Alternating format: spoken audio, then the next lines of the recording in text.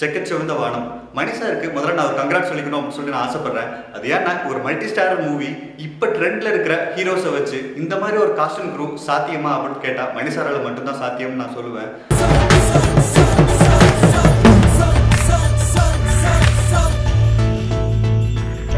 First இந்த படத்தில் டெக்னிக்கலாக லேக் ஆன ஒரு சில ஏரியாஸ் பற்றி நான் பேசணும் அப்படின்னு சொல்லி ஆசைப்படுறேன். உனக்கு என்ன டெக்னிக்கல் பற்றி தெரியும்னு சொல்லிட்டு நீ எல்லாம் டெக்னிக்கல் பற்றி பேசுகிற? மணிரத்னம் யாருன்னு தெரிய மாட்டான். மணி சார் பற்றி உனக்கு என்னடா தெரியும்? மனசில் பட்டதை சொல்லணும் இல்லடா. அது ஒன்றும் இல்லைங்க. பிரகாஷ்ராஜ் வந்து ஒரு ராஜா, அவருக்கு அடுத்தபடியாக அந்த ஃபேமிலியில் அடுத்த ராஜா யார் அப்படிங்கிறது தான் இந்த படத்தோட ஒரு ஸ்டோரியே. ஒரு சூப்பரான ஸ்டோரிங்க. அந்த பிரகாஷ்ராஜுக்கு ஒரு 3 குழந்தைங்க இருக்காங்க. ஒரு அசூம் பண்ணிக்கலாமே, அரவிந்த் சாமி தான் வந்து யானையாகவும், அருண் விஜய் வந்து குதிரையாகவும், அடுத்து நம்ம எஸ்டிஆர் வந்து பிஷப்பாகவும் இருக்கிறாரு. இவருக்கு சப்போர்ட் பண்ணுற மாதிரி விஜய் சேதுபதி சிப்பாய் மாதிரி இருக்கிறாரு இந்த படத்தில். இந்த படத்தில் மணி சார் வந்து ஃபர்ஸ்ட் ஹாஃபில் ஒவ்வொருத்தருக்கும் ஒரு இன்ட்ரோ கொடுத்துருப்பாங்க. ஃபர்ஸ்ட் ஹாஃப் நமக்கு போகிறதே தெரியாது. பெரியவர் போயிட்டாருன்னா யாருக்கு பெரிய லாபம்? நான் தான், வேற யாரு?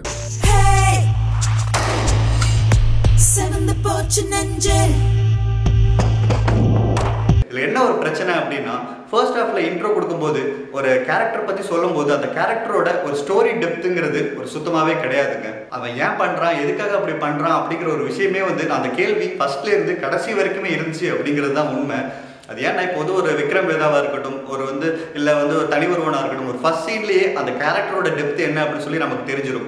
ஸோ வந்து அது வந்து இந்த படத்தில் ஒரு பெரிய மிஸ்ஸிங்காக இருந்துச்சு அப்படின்னு சொல்லி தான் நம்ம சொல்லணும். ஏன்னா வந்து பிரகாஷ்ராஜ் வந்து ஒரு பெரிய டானாக சொல்கிறாங்க. அது ஒரு டான் அப்படின்னா ஒரு அதுக்கேற்ற மாதிரி ஒரு எந்த சீனுமே வந்து கிடையாது. சும்மா டான்னு சொல்லிட்டு தான் இருக்கிறாங்க. ஏன்னா பற்றி யாரு மாஃபியாவா, பிஸ்னஸ் மேனா? அதே மாதிரி எஸ்டிஆருக்கு வந்து ஒரு சும்மா வந்து ஒரு கார் சேசிங் சீனோ ஒரு டிரான்சாக்ஷன் சீனோ வச்சுக்கிட்டா அது வந்து ஒரு பெரிய ஒரு கடத்தல்காரராக மாறிடுவாரா. ஜெயிலுக்கு போறேன் எல்லாரும் பார்த்துக்க, நானும் பெரிய ராவடி தான். அந்த மாதிரி ஒரு பேஸான ஒரு ஸ்ட்ராங் டெப்த் வந்து அந்த படத்தில் இல்லாததுனால ஒவ்வொரு கேரக்டரும் வந்து ஒரு மனசில் பதியாமல் போயிடுறாங்க. ஸோ அதனால் ஒரு யாரை வந்து ஃபாலோ பண்ணுறது அப்படிங்கிற மாதிரியே ஒரு கன்ஃபியூஷன் போய்கிட்டே இருக்குது. பட் ஆனால் வந்து ஸ்க்ரீன் பிளே வந்து ரொம்ப ஃபாஸ்ட்டாக தான் நடந்துட்டு இருக்கு.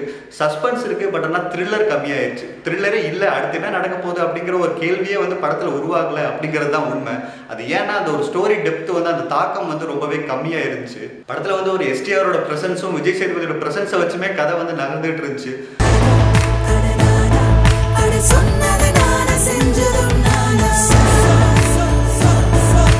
ஒரு மனுஷரோட படம் ஒரு கடைசி 5 வருஷத்துல எடுத்துக்கிட்டோம்னா அது வந்து ஒரு ரியாலிட்டி அப்படிங்கிறது சுத்தமாகவே இல்லாமல் மறைஞ்சிருச்சு. அதே மாதிரி ஒரு கேரக்டர்னா அந்த கேரக்டரோட ஒரு ஸ்டோரி டெப்த் அப்படிங்கிற ஒரு விஷயத்த சொல்லியே ஆகணும். அது சுத்தமாகவே சொல்ல மாட்டாரு அப்படிங்கிறது தான் உண்மை. இப்போ வந்து ஒரு ஓகாதல் கண்மணி படத்தை எடுத்துக்கிட்டோம்னா அது ஒரு கேமர்னு வாயால சொல்லிக்கிட்டே தான் இருப்பாங்களே தவிர ஒரு கேமருங்க அப்படிங்கிற மாதிரி ஒரு அது பின்னணியான ஒரு ஸ்டோரி டெப்த்தை வந்து சொல்லியிருக்கவே மாட்டாங்க. இந்த படத்தில் நான் எது பாசிட்டிவாக நினைக்கிறேன்னா ஒவ்வொருத்தரோட ஆக்டிங் சும்மா சூப்பராக நடிச்சிருந்தாங்க. எஸ்டிஆரோட ஸ்க்ரீன் ப்ரெசன்ஸுங்கிறது சான்ஸே கிடையாது. அவர் வர ஒவ்வொரு சீன்ஸும் வந்து தேட்டரில் கிளாப்ஸ் தட்டுச்சு அப்படின்னு சொல்லி தான் சொல்லணும். அவருக்கு வந்து பர்சனல் லைஃப்பில் என்னதான் பிரச்சனையாக இருந்தாலும் அந்த ப்ரெஷரை ஹேண்டில் பண்ணிட்டு அவர் கம்பேக் அப்படிங்கிறது சான்ஸே இல்லை ப்ரோ, சூப்பராக இருந்தது. அருண் விஜய்க்கு வந்து பார்த்தீங்கன்னா ஒரு ஸ்டன்ட் சீக்வன்ஸில் ஒரு ஜம்ப் பண்ணியிருப்பார். ஒரு ஜம்பெல்லாம் சான்ஸே கிடையாது, அவ்வளோ ஒரு வெறித்தனமாக பண்ணியிருக்காரு. அவருக்கு இந்த மாதிரி நிறைய படங்கள் வந்து நடிக்கணும் அப்படின்னு சொல்லி தான் நாங்கள் ஆசைப்படுறோம். இது ஆரம்பிச்சு வச்சது நீ மறந்துடாத. அரவிந்த் சாமியும் வந்து ஜோதிகாவும் அவ்வளோ ஒரு கிளியர் கட்டாக நடிச்சிருந்தாங்க. ஒரு ஜோதிகா வந்து அதுவும் ஒரு சீனில் வந்து அழுப்பாங்க. அந்த சீன்ஸ் எல்லாம் பார்க்கும்போது பின்னிட்டாங்க, அவ்வளோ சூப்பராக இருந்தது. படத்தோட ஒரு பெரிய பாசிட்டிவ் அப்படின்னு சொல்லி என்ன கேட்டிங்கன்னா ஸ்க்ரீன் பிளே தான். ஒரு சஸ்பென்ஸ் வந்து ஃபஸ்ட்டு ஆரம்பிக்கும். அந்த ஆரம்பிக்கிற சஸ்பென்ஸ் வந்து படத்தோட கிளைமேக்ஸ் வரைக்கும் போகிறது படத்தில் ஒரு பெரிய பாசிட்டிவ். அது ஒரு சாங்ஸோ இல்லை காமெடியோ இந்த ஆர்டிஃபிஷியலாக திணிக்காமல் படம் வந்து ஸ்டோரியோட ட்ராவல் ஆனதுனால அது வந்து அந்த சஸ்பென்ஸ் இருந்தது. பட் ஆனால் வந்து த்ரில்லிங் தான் வந்து மிஸ் ஆயிடுச்சு அப்படின்னு சொல்லலாம். அதே மாதிரி அந்த படத்தோட சினிமாட்டோகிராஃபி வந்து சூப்பராக இருந்தது. ஒவ்வொரு ஆங்கிள்ஸும் வந்து செதுக்கியிருக்காரு சந்தோஷ் சிவன். அவர் குறிப்பிட்டு சொல்லணும்னா ஒரு சிம்புவோட இன்ட்ரோ சீனில் ஒரு டாப் ஆங்கிளில் கார் சீன் காமிச்சிருப்பாங்க. அதே மாதிரி அந்த கார் ஸ்கிட் ஆகிற விதம் அதுக்கே ஆங்கிள் எல்லாமே சூப்பராக இருந்துச்சு. பட் ஒரு சில ஷார்ட்ஸில் வந்து கிரெயின்ஸ் இருந்தது, கொஞ்சம் மகசூலிக்கிற மாதிரி தான் இருந்துச்சு. இந்த படத்தோட பிஜிஎம் அப்படின்னு சொல்லி பார்த்தா ஏஆர் ரஹ்மான் ஒரு சாங்ஸே வந்து பிஜிஎம்மாக யூஸ் பண்ணது ஒரு டிஃப்ரெண்ட்டாக இருந்தது, நல்லா இருந்தது. பட் வந்து இட்ஸ் ஓவரால் குட் அப்படின்னு சொல்லி தான் சொல்லுவேன். இட்ஸ் நாட் அ மேஜிக் அப்படின்னு சொல்லலாம். அது ஏன்னா ஒரு மணிரத்னம் ஏஆர் ரஹ்மான் காம்புங்கிறது ஒரு மேஜிக் கிரியேட் ஆகும். பட் அதை இந்த படத்தில் மிஸ் ஆச்சு அப்படிங்கிறது தான் உண்மை. ஏன்டா மக்கள் செல்வன் விஜய் சேதுபதி பற்றி ஒன்றும் சொல்ல மாட்டேங்கிற? சொல்கிற மாதிரி இருந்தால் தான்டா சொல்கிறது.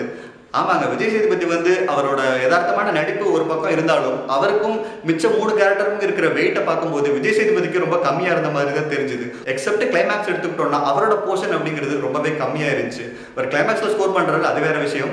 பட் ஓவராலாக கம்பேர் பண்ணும்போது அவரை இன்னும் யூஸ் பண்ணியிருக்கலாம் மணிரத்னம் அப்படிங்கிற மாதிரி தான் தோணுச்சு. ஒரு நார்மல் கேங்ஸ்டர் மூவியில் என்ன கிளைமேக்ஸ் எதிர்பார்க்கலாமோ அதே கிளைமேக்ஸ் தான் இந்த படத்துலையும் இருக்கும். ஈஸியாக ப்ரெடிக்டபிளாக இருக்கும். பட் இருந்தாலும் ஒரு சில ட்விஸ்ட்டை வச்சு அதை வந்து ஒரு ஏமாற்றம் அளிக்காத மாதிரி எடுத்திருக்கிறாங்க அப்படின்னு தான் நம்ம சொல்லணும். இந்த படத்தில் வந்து இது வந்து ஒரு நீட்டாக ஒரு பாப்கார்ன் சாப்பிட்டு நீட்டாக ஒரு செல்ஃபி எடுத்துகிட்டு ஒரு ஃபேமிலியோடு பார்க்கக்கூடிய ஒரு படம் கிடையாது. இது வந்து ஒரு டான், ரவுடி, கன் ஷாட்ஸ், ஒரு கொலை, அந்த மாதிரியான ஒரு படம். ஒரு யங்ஸ்டருக்கு செட் ஆகக்கூடிய ஒரு படம் இல்லை. நானும் யங்ஸ்டர் தான்டா, நானும் வந்து போய் படம்லாம் பார்ப்பேன்டா அப்படின்னு சொல்லி ஃபேமிலியை கூட்டிகிட்டு போனீங்கன்னா அப்போ வந்து இது ஒய் பிளட் சேம் பிளட் அந்த மாதிரி ஒரு சிச்சுவேஷன் தான் உங்களுக்கு அமையும். இந்த படத்துக்கு நாங்கள் தரக்கூடிய மார்க் 2.75 out of 5. இந்த வீடியோ பிடிச்சா லைக் பண்ணுங்க, ஷேர் பண்ணுங்க. ஏதாச்சும் கருத்துக்கள் இருந்துச்சுன்னா இந்த படத்தை பற்றி நீங்கள் என்ன நினைக்கிறீங்க அப்படிங்கிறத கீழே கமெண்ட் பாக்ஸில் போஸ்ட் பண்ணுங்க.